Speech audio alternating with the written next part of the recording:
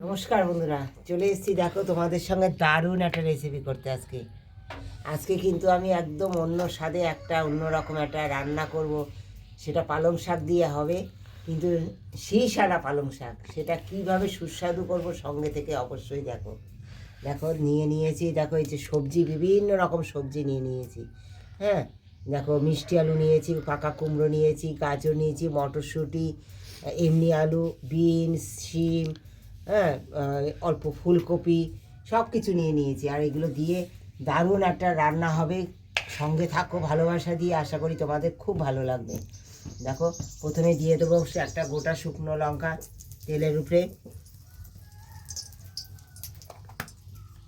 পাঁচফোড়ন। ঠিক পোড়ানো যাবে না বন্ধুরা, একদম সিম আজে ফোড়নটা দেবে, তা না পুড়ে গেলে না এর স্বাদ একদম পাবে না। একদম দারুণ স্বাদ হবে। এই শীষ পালং খেতে এত ভালো লাগে, আর আমার গাছের শীষ পালং, দারুণ স্বাদ, একদম ঝটপট গলে যাবে, দারুণ সুস্বাদু হবে।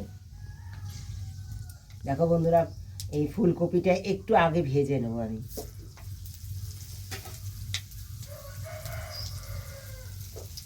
একটু ফুলকপিটা ভেজে নিচ্ছি আমি।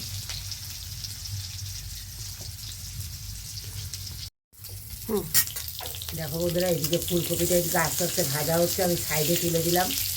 হ্যাঁ, এবার দেখো এই ফোড়নের মধ্যে আমি দিয়ে দেবো পেঁয়াজ কুচি আর রসুন কুচি।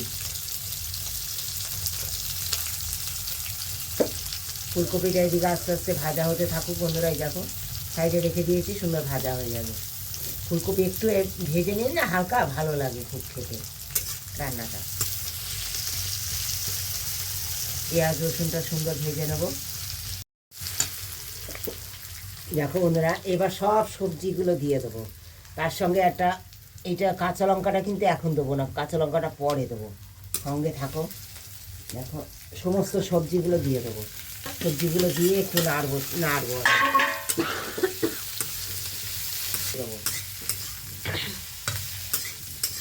তো বন্ধুরা, পরিমাণ মতো লবণ দিয়ে দিচ্ছি।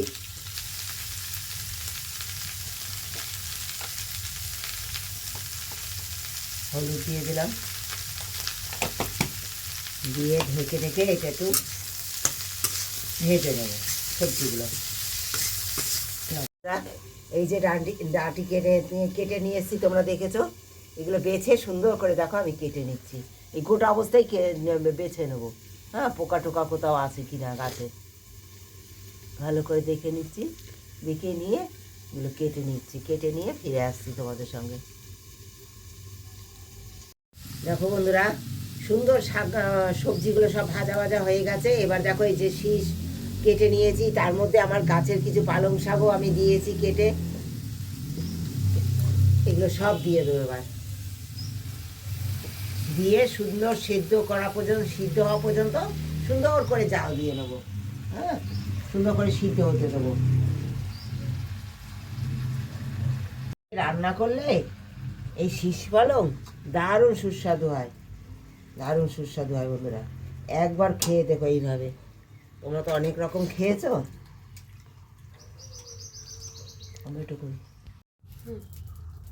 দেখো বন্ধুরা, এই যে এবার দিয়ে দেবো একটা বড় টমেটো কেটে দিয়ে দিলাম। এই টমেটো দিয়ে একবার করে খেয়ে দেখো, দারুণ স্বাদ হয়, দারুণ। একটু টক টক ভাব হবে, দারুণ লাগবে খেতে। সব সিদ্ধ হতে আমি দিয়ে দিলাম। টমেটোটা এই কারণে দিয়েছি যে ওটা সবজিগুলো তাহলে ভালো আগে সেদ্ধ হবে, ওই জন্য উপরে দিয়ে দিলাম টমেটোটা। দেখো বন্ধুরা, ঢাকনা খুলে দিলাম। দেখো কত সুন্দর গলে গেছে। দেখো এইবার দিয়ে দেবো আমি দুটো কাঁচা লঙ্কা চিড়ে নিয়েছি। কাঁচা লঙ্কা, এই কাঁচা লঙ্কা দিয়ে দেবো। এই কাঁচা লঙ্কাটা না লাস্টে দিলে খুব ভালো স্বাদ হয়। হ্যাঁ, কাঁচা লঙ্কার একটা আলাদা ফ্লেভার আছে, আলাদা একটা স্বাদ আছে। হ্যাঁ, সবসময় শাক রান্নার পরে যদি কাঁচা লঙ্কাটা লাস্টে দেওয়া যায় না, আগে শুকনো লঙ্কা দিলে বা কাঁচা লঙ্কাও আগে দিয়ে পরেও যদি আবার একটু কাঁচা লঙ্কা দাও না, এই স্বাদ অসাধারণ হয়। দিয়ে দেবো নামাবার আগে অল্প চিনি। তোমরা এটা স্কিপ করতে পারো, তাতেও অসুবিধা নেই। আমার বাজারের শাক না তো, তাতে চিনি লাগে না, কিন্তু আমি তোমাদের দেখাবার জন্য দিলাম। দেখো সুন্দর হয়েছে, একদম সব কিছু সুন্দর করে গেছে, সুন্দর করে গেছে, একদম রেডি। এখন নামিয়ে দেবো, এটা তৈরি হয়ে গেছে। ভালোবাসা দিয়ে যারা পুরো ভিডিওটা দেখেছো তাদেরকে অনেক ধন্যবাদ, অনেক ভালোবাসা আমার তরফ থেকে। যারা এখনো পর্যন্ত সাবস্ক্রাইব করনি, একটু শেয়ার করছো না, একটু শেয়ার করে দিও বন্ধুরা।